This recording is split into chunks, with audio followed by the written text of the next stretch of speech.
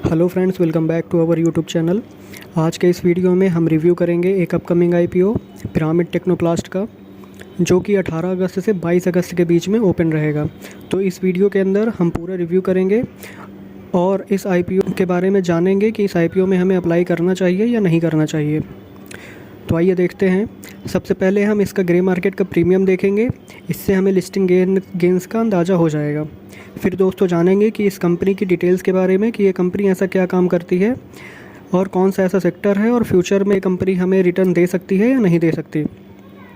फिर third number पे दोस्तों जानेंगे इसके फाइनेंशियल डिटेल्स और फंडामेंटल्स के बारे में, मतलब कि कंपनी प्रॉफिट जनरेट कर रही है या नहीं, या फिर कंपनी लॉस मेकिंग कंपनी है, या इस सेक्टर में जो भी पीयर कंपटीटर्स हैं उनमें कंपनी कैसा परफॉर्म कर रही है। फिर दोस्तों जानेंगे इस आईपीओ की इम्पॉर्टेंट डेट्स के बारे में कि कब ये आईपीओ ओपन होगा, कब क्लोज होगा, अलॉटमेंट कब होगा और लिस्टिंग कब होगी। और लास्ट में हम जानेंगे कि इस आईपीओ में हमें अप्लाई करना चाहिए या नहीं करना चाहिए, और अगर अप्लाई करें तो लिस्टिंग गेंस के हिसाब से या लॉन्ग टर्म के हिसाब से सारी बातें इस वीडियो के अंदर हम क्लियर करेंगे। तो सबसे पहले दोस्तों बात करें इसके ग्रे मार्केट प्रीमियम की, तो अभी इसका लेटेस्ट ग्रे मार्केट का प्रीमियम 24 रुपये पर शेयर चल रहा है और ये 90 शेयर का एक लॉट है। तो आज की तारीख में करीब 2160 रुपये का एक लॉट पर हमें फ़ायदा दिखा रहा है। इसकी एस्टीमेट लिस्टिंग देखें तो 166 प्लस 24 बराबर 190 रुपये के हिसाब पे ये शेयर मार्केट में लिस्टिंग दिखा रहा है। तो परसेंटेज वाइज देखें तो 14.5% पर ये लिस्ट हो सकता है। अभी इसका ग्रे मार्केट का प्रीमियम 14.5% है, जो कि 20% से कम है। और किसी भी शेयर का ग्रे मार्केट प्रीमियम कम से कम 20 से 30% के ऊपर का होना चाहिए, तभी वो आईपीओ अच्छा माना जाता है। और सबसे ज़रूरी बात कि जैसे जैसे आईपीओ ओपन होने का टाइम नज़दीक आएगा वैसे ही इसकी डिमांड भी बढ़ेगी और ग्रे मार्केट प्रीमियम भी थोड़ा बढ़ेगा। और बाकी दोस्तों मैं डेली आपको ग्रे मार्केट प्रीमियम के बारे में, अपकमिंग आईपीओ के बारे में और सब्सक्रिप्शन के बारे में आपको अपडेट करता रहूँगा। तो चैनल को सब्सक्राइब कीजिए और बेल आइकॉन को ज़रूर प्रेस कीजिए ताकि आपको हर एक वीडियो का नोटिफिकेशन मिलता रहे। और साथ ही हमारे टेलीग्राम चैनल को ज़रूर ज्वाइन कीजिए ताकि हर एक अपडेट आपको मिलता रहे। मतलब कहने का कि आप हमसे कनेक्टेड रहिए, ऐसा ना हो कि आप कोई इंपॉर्टेंट न्यूज़ मिस कर दें। अब दोस्तों जानते हैं कि इस कंपनी की डिटेल्स के बारे में। तो पिरामिड टेक्नोप्लास्ट की शुरुआत 1997 में हुई थी, पिरामिड टेक्नोप्लास्ट लिमिटेड के नाम से। और ये कंपनी पॉलीमर ड्रम्स बनाती है। इसका मुख्यतः प्रयोग chemical, agrochemical, speciality chemical and pharmaceutical companies के द्वारा उनकी पैकेजिंग ज़रूरतों के लिए किया जाता है। और इसके साथ साथ इंटरमीडिएट बल्क कंटेनर्स आईबीसी, इन जिनकी कैपेसिटी लगभग 1000 लीटर्स होती है, इन कंटेनर्स को भी ये कंपनी बनाती है। और इसके अलावा ये company mild steel drums, MS drums, जिनमें chemical, agrochemical and speciality chemicals रखे जाते हैं और ट्रांसपोर्ट किए जाते हैं, इन कंटेनर्स को भी ये कंपनी बनाती है। ओवरऑल देखा जाए तो ये कंपनी ड्रम्स की मैन्युफैक्चरिंग से रिलेटेड है। अब बात करें इस कंपनी के रेवेन्यू की कि इस कंपनी का सबसे ज़्यादा कौन सा ऐसा प्रोडक्ट है जो सेल होता है। तो इस कंपनी के प्लास्टिक के जो पॉलीमर बेस्ड ड्रम्स हैं ब्लू कलर के, और इंटरमीडिएट बल्क कंटेनर्स जो हैं, इन दोनों को मिलाकर लगभग 83% का रेवेन्यू आता है। और दोस्तों बात करें इसके माइल्ड स्टील ड्रम्स की, एमएस ड्रम्स की, तो करीब वहाँ से 8 से 9% का रेवेन्यू आता है। बाकी कुछ और भी प्रोडक्ट्स हैं, वहाँ से भी कुछ कंपनी का रेवेन्यू जनरेट होता है। टोटल इस कंपनी की 6 यूनिट्स हैं, 6 मैन्युफैक्चरिंग यूनिट्स हैं, जिनमें से 4 भरूच गुजरात में हैं और बाकी 2 सिलवासा, दादरा और नगर हवेली में हैं। और इसके साथ ही कंपनी अपनी 7वीं जो है मैन्युफैक्चरिंग यूनिट निर्माण की प्रक्रिया में है, वो भी गुजरात में ही लगा रही है। तो सिंपल भाषा में आपको समझ में आ गया होगा कि ये कंपनी क्या करती है। समझ में आ गया तो इस वीडियो को लाइक ज़रूर करें, इससे हमें ऐसी आसान भाषा में वीडियोज़ बनाने का मोटिवेशन मिलता है। अब दोस्तों कंपनी के फाइनेंशियल्स देख लेते हैं।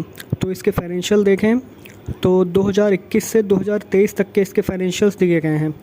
इसके एसेट्स देखें तो इसके एसेट्स में एक अच्छी खास ग्रोथ देखने को मिली है। फिर दोस्तों बात करें इसके रेवेन्यू की, तो रेवेन्यू के अंदर बहुत ही बढ़िया ग्रोथ है ईयर ऑन ईयर बेसिस में, और रेवेन्यू ग्रोथ के मामले में अपने सेक्टर में इंडिया की तीसरी लीडिंग कंपनी है। और फिस्कल ईयर 2023 के अंदर इसका रेवेन्यू है 482 करोड़ का लगभग। फिर दोस्तों प्रॉफिट आफ्टर टैक्स की बात करें तो लगातार यह कंपनी ठीक ठाक प्रॉफिट कमा रही है।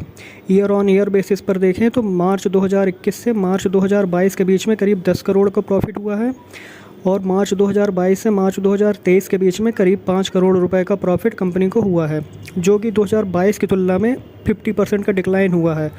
अब ये हो सकता है कि कंपनी के पास ज़्यादा डिमांड ना रही हो, इसकी वजह से प्रॉफिट में थोड़ा फ़र्क पड़ा है, लेकिन फिर भी कंपनी प्रॉफिट कमा रही है।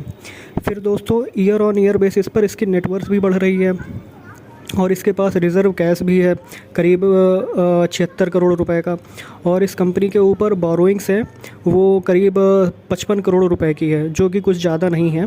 और इस कंपनी का जो आईपीओ आ रहा है, तो कंपनी आईपीओ से जो पैसा जुटाएगी उसमें से 40 करोड़ रुपए के इसके डेब्ट चुकाने के काम में आएंगे, बाकी कारपोरेट पर्पज़ के लिए काम में आएंगे।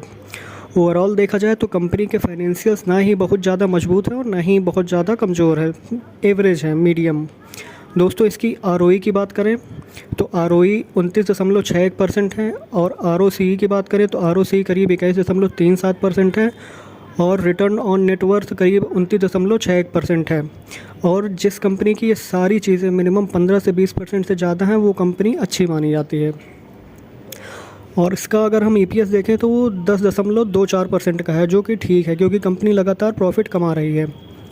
इसका जो प्रॉफिट बढ़ रहा है, अर्निंग्स पर शेयर बढ़ रही है, इस वजह से इसका प्राइस टू अर्निंग रेशियो 16.21%, जो कि अच्छा है, बहुत ज़्यादा नहीं है। बाकी जो इसके पीयर कंपटीटर्स हैं उनसे देखा जाए तो एवरेज वैल्यूएशन है। इस कंपनी के सेक्टर से रिलेटेड जो भी कंपनीज हैं उनका पीई करीब 14, 16, 20 के आसपास है, और एक कंपनी है जिसका जो है पीई करीब 41 के आसपास है, लेकिन ये कंपनी ठीक ठाक है। तो दोस्तों ये हो गए कंपनी के फाइनेंशियल्स। अब इस आईपीओ के डिटेल्स के बारे में बात करें तो 18 अगस्त से लेकर 22 अगस्त के बीच में ये आईपीओ ओपन रहेगा। इसकी फेस वैल्यू 10 रुपये है, और इसका प्राइस बैंड 151 रुपये से लेकर 166 रुपये के बीच में रखा गया है, जो कि थोड़ा सा ज़्यादा वैल्यूएशन पर है। अगर इसका प्राइस बैंड करीब 110 के आसपास होता, 100 से 110 के आसपास, तो ये थोड़ा सा ठीक रहता। खैर कोई नहीं। अगर इसका लॉट साइज़ देखें तो 90 शेयर का इसका एक लॉट है, और एक लॉट में मिनिमम 14,940 रुपये इन्वेस्ट करने पड़ेंगे। और इसका जो टोटल इशू साइज़ है वो 153.05 करोड़ रुपए का है, और इसके अंदर जो फ्रेश इशू है, मतलब कंपनी जो नए शेयर जारी करेगी, वो 91.3 करोड़ के होंगे, और 91.3 करोड़ रुपए का ऑफ़र फॉर सेल है। मतलब इसमें कंपनी के प्रमोटर्स अपने कुछ शेयर, कुछ परसेंटेज ऑफ शेयर सेल करेंगे, और इसका जो रिटेल पोर्शन है वो 50% है। नॉर्मल 35% होता है, लेकिन इसमें 50% रखा गया है, ये अच्छी बात है। और दोस्तों इसकी जो अलॉटमेंट डेट है वो 25 अगस्त है, और जो लिस्टिंग डेट है वो 30 अगस्त है, मतलब 30 अगस्त को ये शेयर एनएसई और बीएसई दोनों में लिस्ट हो जाएगा। तो दोस्तों ये हो गई इस आईपीओ की पूरी डिटेल्स। अब दोस्तों ये सवाल है कि इस आईपीओ में अप्लाई करें या नहीं। तो दोस्तों पहले इस कंपनी का सेक्टर देखें तो काफ़ी डिमांडिंग सेक्टर है, मतलब हमेशा डिमांड बनी रहती है, क्योंकि लिक्विड वाली सारी चीज़ें आप किसी ना किसी चीज़ में तो एक जगह से दूसरी जगह ट्रांसपोर्ट करेंगे ही, और ख़ास तौर पर केमिकल सेक्टर में इसकी डिमांड हमेशा बनी रहेगी, क्योंकि कुछ केमिकल्स तो ऐसे होते हैं जिनको सिर्फ प्लास्टिक के कंटेनर में ही रख सकते हैं, वरना वो केमिकल्स किसी और धातु के कंटेनर में रखे जाएंगे तो छेद कर देंगे या उनको पिघला सकते हैं, तो इस वजह से इसकी डिमांड बनी रहेगी। दूसरा, ये अपने सेक्टर की पैकेजिंग कंपनियों में लीडिंग कंपनियों में से एक है, और रेवेन्यू ग्रोथ के मामले में भी ये कंपनी अपने सेक्टर में लीडिंग कंपनियों में से एक है। और आप एक निवेशक के तौर पर मध्यम से लॉन्ग टर्म के हिसाब से इस कंपनी में अपना पैसा इन्वेस्ट कर सकते हैं, मतलब लॉन्ग टर्म के हिसाब से ये कंपनी एक अच्छा रिटर्न दे सकती है। तीसरा, अगर हम बात करें तो ये कंपनी काफ़ी पुरानी कंपनियों में से एक है। इस कंपनी ने आईबीएस और एमएस ड्रम्स के लिए यूनाइटेड नेशंस द्वारा रिकमेंडेड सेफ्टी लेवल्स के लिए यूनाइटेड नेशंस से सर्टिफिकेट प्राप्त किया है, और साथ ही इंडियन इंस्टीट्यूट ऑफ पैकेजिंग से भी सर्टिफाइड कंपनी है ये। तो ये कंपनी के कुछ पॉजिटिव पॉइंट्स हैं। और अगर कंपनी के कुछ नेगेटिव पॉइंट्स की बात करें तो मुझे कुछ खास नेगेटिव पॉइंट नज़र नहीं आए, क्योंकि कंपनी प्रॉफिट मेकिंग कंपनी है, बस प्रॉफिट थोड़ा कम जनरेट कर रही है, लेकिन लॉन्ग टर्म में अगर ये अच्छा प्रॉफिट जनरेट करती है तो ये अच्छा फ़ायदा दे सकती है। अगर आने वाले टाइम में कंपनी अच्छा प्रॉफिट जनरेट करती है और लॉस नहीं करती, लगातार कुछ ना कुछ प्रॉफिट ऐसे ही जनरेट करती रहती है, तो लॉन्ग टर्म में ये कंपनी अच्छा रिटर्न दे सकती है। तो दोस्तों ओवरऑल देखा जाए तो कंपनी अच्छी है, और अभी मेरा अप्लाई करने का कोई डिसीजन नहीं है, क्योंकि मैं लास्ट डे करीब 2 से 3 बजे के बीच ही अप्लाई करता हूँ, क्योंकि मार्केट सेंटीमेंट भी देखना चाहिए कि मार्केट इस टाइम बुलिश है या बीरिश है, और मार्केट में इसकी डिमांड देखनी चाहिए कि पहले 2 से ढाई दिनों में ये आईपीओ कितना सब्सक्राइब हुआ है, क्यूआईबीज़ और एनआईआईज़ की डिमांड कैसी रहती है, और ख़ास तौर पर एंकर लिस्ट कैसी आती है, कौन कौन से ऐसे बड़े इन्वेस्टर्स हैं जो आईपीओ में इंटरेस्ट ले रहे हैं। ये सबसे इम्पॉर्टेंट बातें हैं जो हमें एक आईपीओ अप्लाई करने से पहले देखनी चाहिए। और बाकी दोस्तों मैं डेली आपको ग्रे मार्केट प्रीमियम के बारे में, अपकमिंग आईपीओ के बारे में और सब्सक्रिप्शन के बारे में आपको अपडेट देता रहूँगा।